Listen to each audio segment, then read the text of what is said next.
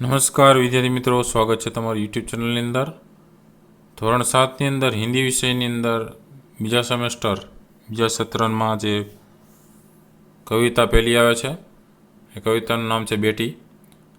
આ કવિતાને લગતા જે કાંઈ સ્વાધ્યાય પોથીના પ્રશ્ન જવાબ છે દરેક પ્રશ્ન જવાબ નાના મોટા આ વિડીયોની અંદર આપણે ચર્ચા કરવાના છીએ.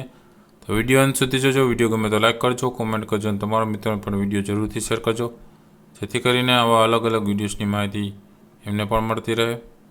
સાથે ચેનલને સબસ્ક્રાઈબ ન કરે તો ચેનલ પહેલાં સબસ્ક્રાઈબ કરી અને બેલ આઇકન પર ક્લિક કરી દેજો, જેથી કરીને નવા નવા જેટલા વિડીયોઝ મુકાય છે એની નોટિફિકેશન સૌપ્રથમ તમને જોવા મળે. અલગ અલગ વિડીયોઝની માહિતી પણ તમને જોવા મળે. આ વિડીયોઝ દ્વારા તમારું જ્ઞાન પણ વધતું રહેશે. તો જોતા રહેજો વિડીયો. ઉપર પ્લેલિસ્ટની અંદર પણ ઘણા બધા છે. પ્લેલિસ્ટમાં ધોરણ પ્રમાણે આ સ્વાધ્યાય પોથી, અરે શીખેની પ્રવૃત્તિ, અલગ અલગ સ્વાધ્યાયને લગતા પ્રશ્ન જવાબ, એવી અલગ અલગ પ્રવૃત્તિઓ સહિતના વિડીયોઝ છે. એ ન જોઈ લે તો એ પણ જોઈ લેજો. જોઈએ હવે પ્રશ્ન जवाब.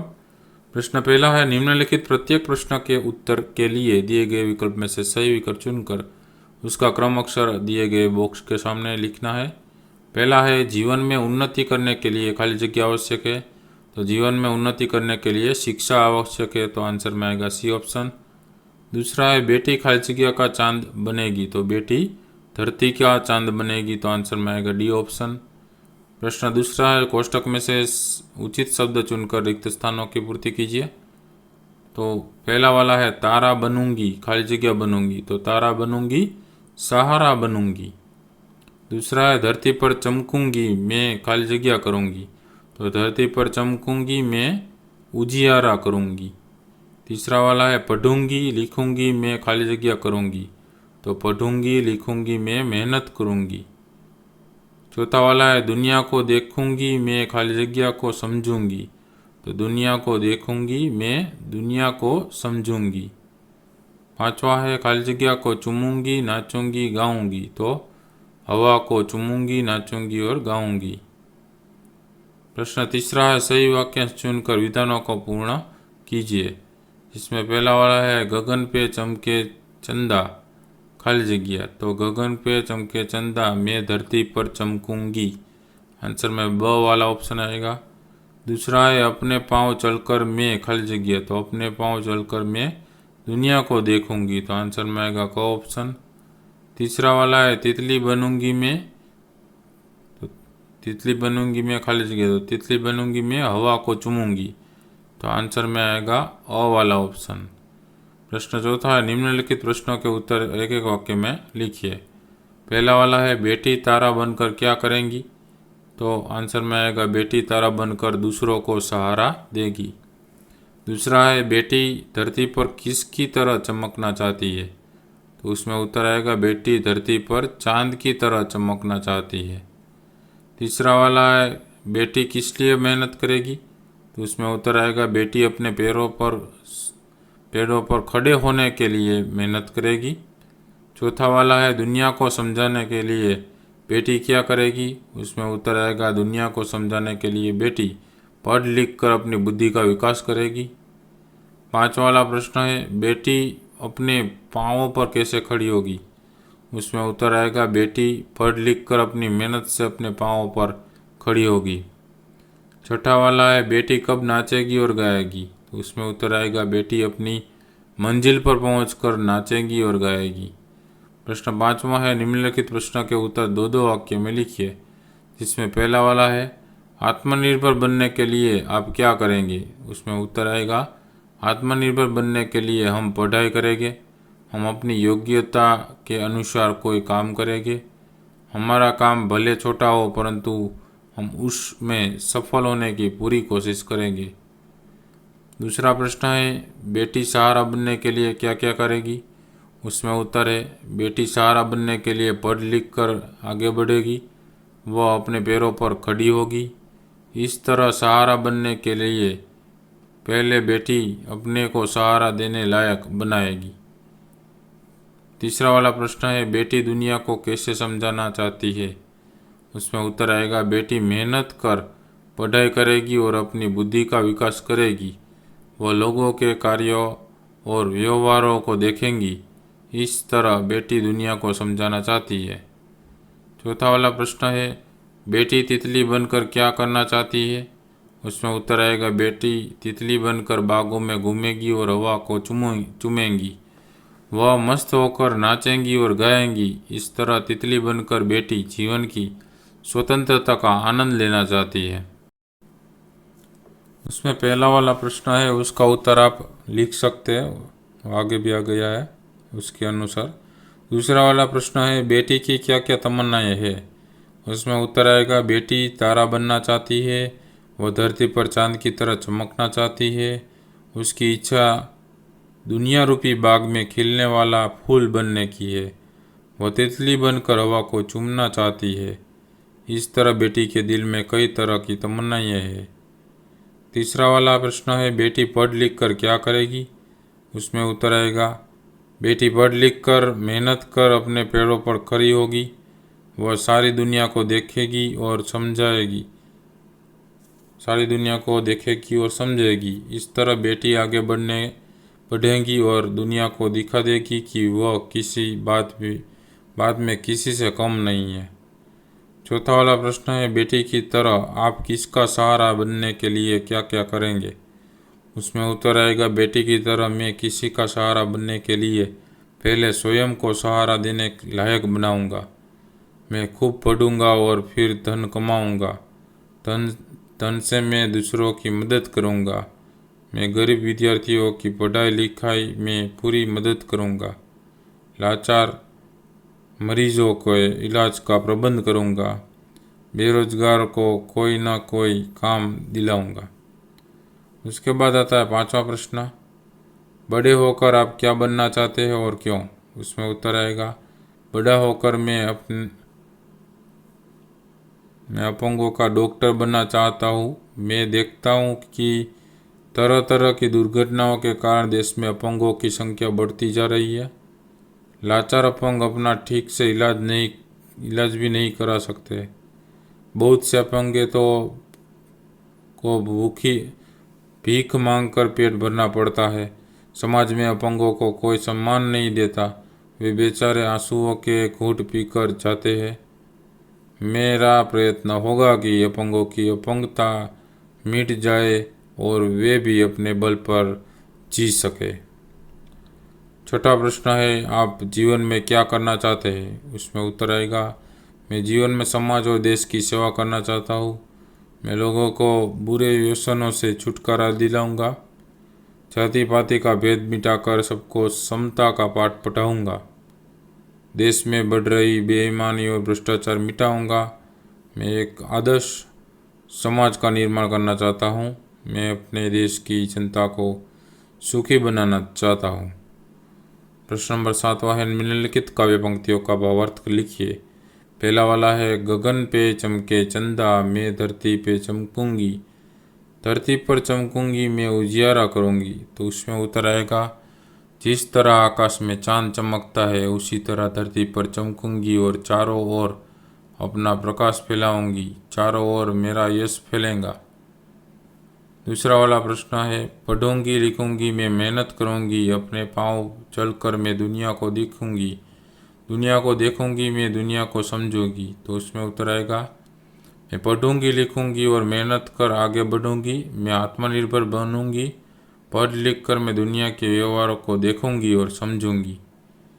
उसके बाद प्रश्न 8वां आता है, निम्नलिखित मुहावरों के अर्थ लिखकर वाक्य में प्रयोग कीजिए। इसमें पहला वाला आता है, तारा बनना मतलब श्रेष्ठ बनना, स्व विकास करना। उसका वाक्य है, मुझे विश्वास है कि दीपाली तारा बनकर सबको चकित कर देगी। दूसरा वाला है, धरती पर चमकना मतलब नाम कमाना और यश फैलाना। उसका वाक्य है, महापुरुषों के नाम आज भी धरती पर चमक रहे हैं।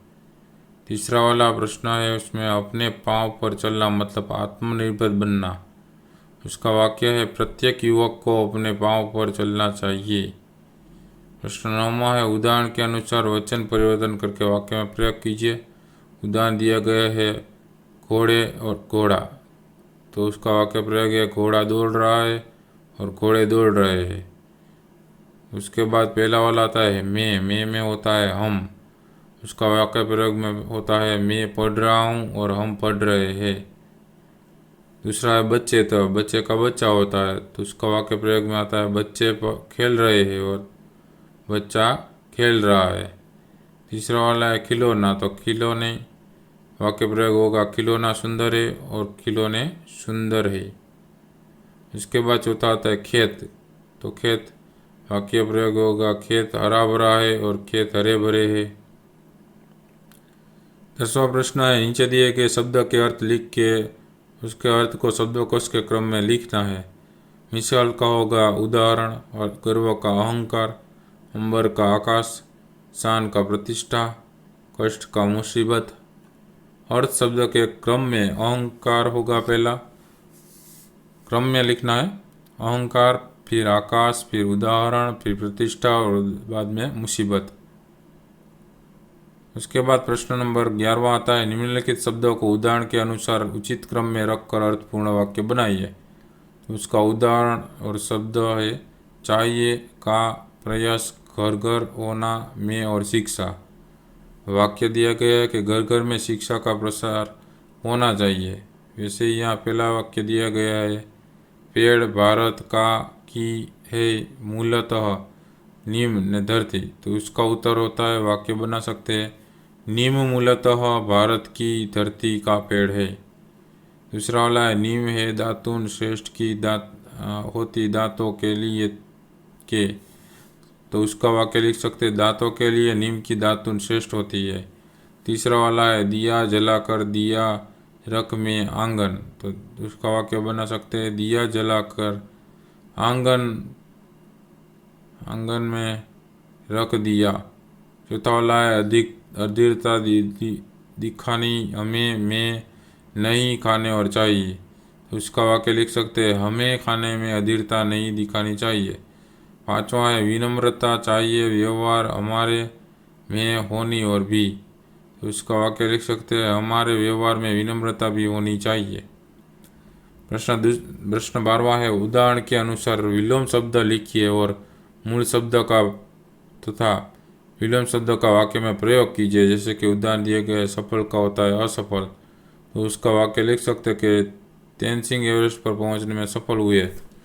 और दूसरा वाला लिख सकते हैं कई बार मेहनत करने पर भी आदमी असफल होता है। वैसे ही दूसरे देखते जाते हैं। पहला वाला है आकाश, उसका होता है धरती, तो उसका वाक्य प्रयोग होता है देखते ही देखते विमान आकाश में पहुंच गया। दूसरा वाला है यात्री सुरक्षित रूप से धरती पर उतर आए। दूसरा वाला है उजियारा, उसका होता है विरोधी अंधियारा, उसका वाक्य प्रयोग में पहला आता है सुबह उजियारा होते ही हम काम में लग गए। दूसरा है शाम को अंधियारा होते ही हम घर लौट आए। तीसरा वाला है इधर का होता है उधर, वाक्य बना सकते हैं पहला आप इधर बैठिए, दूसरा वे उधर बैठेंगे। चौथा है भलाई, भलाई का होता है बुराई, तो उसका वाक्य प्रयोग कर सकते हैं पहला संत सबके साथ भलाई करते हैं, दूसरा दुष्टों को दूसरों की बुराई करने में मज़ा आता है। पांचवा है पाना, तो मतलब होता है खोना, उसका वाक्य प्रयोग होता है पहला सफलता पाना सबको अच्छा लगता है, दूसरा कभी कभी वो अच्छा लगता है उसको खोना पड़ता है, उसी को खोना पड़ता है। प्रश्न नंबर 13वां है निम्नलिखित वाक्यों में से गुणवाचक विशेषण छांटकर दिए गए बॉक्स में लिखिए। तो उसमें पहला वाला दिया गया है वरदराज चतुर बालक था, तो उसमें चतुर है वो विशेषण है, तो यहाँ पे लिखना है। दूसरा वाला है फूल बाजार में पीले गुलाब मिलते हैं, तो पीले है वो यहाँ पे लिखना है विशेषण। तीसरा है मिर्च का स्वाद तीखा होता है, तो तीखा का यहाँ पे विशेषण लिखना है।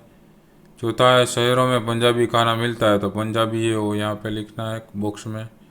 पांचवा है सफ़ेद कपड़ों में दाग तुरंत दिखाई देता है, तो सफ़ेद है वो यहाँ पे बॉक्स में लिखना है। प्रश्न 14वां है निम्नलिखित शब्दों में से निश्चित संख्यावाचक और अनिश्चित संख्यावाचक विशेषण छांटकर लिखिए। तो यहाँ पे जो दिए गए शब्द है उसमें से निश्चित संख्यावाचक कौन सा है और अनिश्चित संख्यावाचक कौन सा है। तो निश्चित में आएगा 50, 2.5, चौगुना, चौथा और चारों। और अनिश्चित में आएगा कई, थोड़ा, बहुत, कुछ, ज़्यादा। ये सब भी अनिश्चित संख्यावाचक विशेषण है। प्रश्न 15वां है प्रकल्प कार्य मतलब प्रोजेक्ट वर्क। तो भिन्न भिन्न क्षेत्रों में महत्वपूर्ण योगदान देने वाली निम्नलिखित नारियों के बारे में लिखना है। जैसे कि पहला वाला दिया गया है, मुद्दे के अनुसार जन्म, बाल्यकाल, शिक्षा, जिस क्षेत्र में योगदान दिया गया है उसका विवरण लिखना है, सचित्र जानकारी करना है। जिसमें पहला वाला आता है श्रीमती इंदिरा गांधी, उसका क्षेत्र है राजनीति क्षेत्र। इनका जन्म 19 नवंबर 1917 को इलाहाबाद में हुआ था। इनकी शिक्षा इलाहाबाद और शांति निकेतन में हुई थी।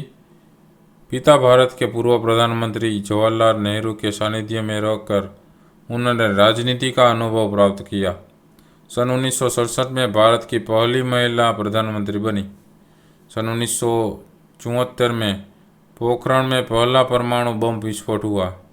दुनिया चकित रह गई। सन 1971 में भारत पाकिस्तान युद्ध में पाकिस्तान की बुरी तरह पराजय हुई और बांग्लादेश नामक नए राष्ट्र का जन्म हुआ। सन 1980 में दोबारा देश की प्रधानमंत्री बन गई। उसके बाद दूसरा आता है श्रीमती सावित्रीबाई फुले, उसका क्षेत्र है स्त्री शिक्षा। उसमें लिख सकते हैं इनका जन्म सन 1831 में हुआ था। पति ज्योतिराव फुले से मराठी में शिक्षा प्राप्त की। सन 1848 में कन्याशाला खोली, जो भारत की पहली कन्याशाला थी। पूरा जीवन शिक्षा के प्रचार प्रसार में बिताया। वे महाराष्ट्र की प्रथम प्रशिक्षित महिला अध्यापिका थी। तीसरा वाला आता है कल्पना चावला, जो यहाँ पे दिया गया है, उसका फोटो है। वो अंतरिक्ष विज्ञान क्षेत्र में वो नाम कर गए। कल्पना चावला का जन्म हरियाणा प्रांत के करनाल जिले में हुआ था। उन्होंने आरंभिक शिक्षा मोल्टाउन करनाल के टैगोर विद्यालय से प्राप्त की। इंजीनियरिंग की शिक्षा पंजाब इंजीनियरिंग कॉलेज चंडीगढ़ से प्राप्त की।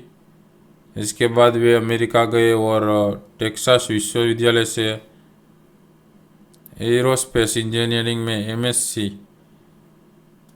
की डिग्री हासिल की। कल्पना चावला अंतरिक्ष यात्री के रूप में प्रसिद्ध है। वे अंतरिक्ष में पहुंचने वाली विश्व की प्रथम महिला थी। फरवरी 2003 को उनका अंतरिक्ष धरती पर लौट रहा था, तभी उसके घटनाग्रस्त होने से उसकी मृत्यु हो गई थी। उसके बाद चौथा आता है मैडम क्यूरी। मैडम क्यूरी का जो क्षेत्र है वो है भौतिक विज्ञान। मैडम क्यूरी का जन्म 7 नवंबर 1867 को पोलैंड के वारसा शहर में हुआ था। हाईस्कूल तक की शिक्षा वारसा में ही प्राप्त की। विज्ञान का उच्च अध्ययन पेरिस में किया। उन्हें यूरेनियम की खोज के लिए सन 1935 में नोबेल पुरस्कार मिला।